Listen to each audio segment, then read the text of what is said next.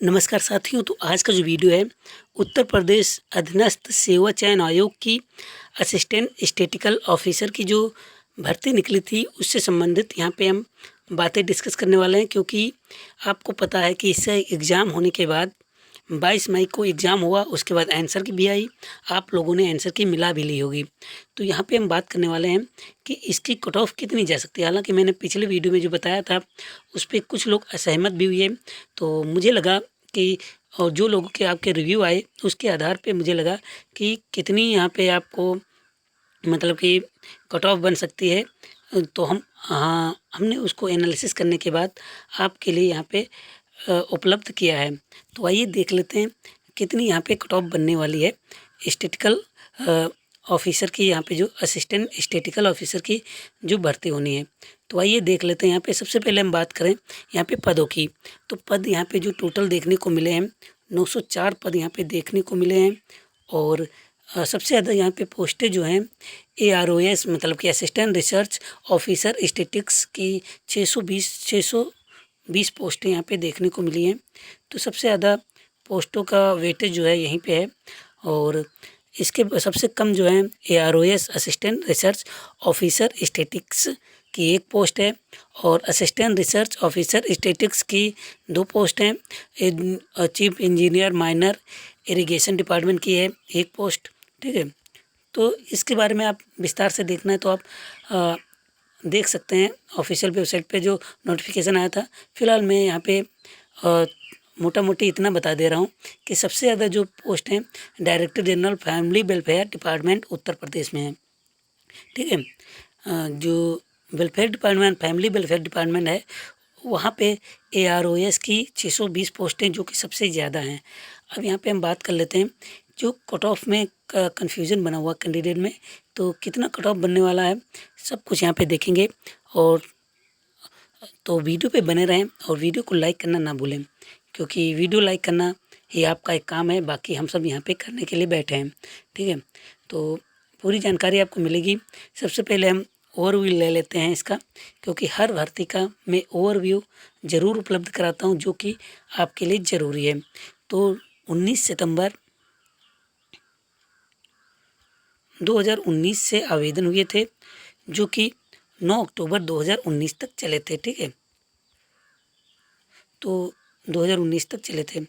तो यहाँ पे अगर देखें तो 20 दिन का टाइम मिला था आवेदन करने के लिए।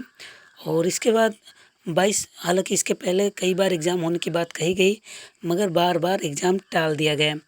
अब एग्ज़ाम फाइनली 22 मई को हो गया, मगर इसका रिज़ल्ट अभी पेंडिंग है, क्योंकि UPSSC नई भर्तियों पे ज़्यादा ध्यान दे रही है। जैसे कि आप ANM के ले लीजिए, 20 दिन में सब कुछ हो जा रहा है, तो उस तरीके से यहाँ पे नहीं हुआ। मगर यहाँ पे देखें तो कैंडिडेट की संख्या ज़्यादा नहीं थी और 900 के सापेक्ष कुछ कम ही कैंडिडेट थे।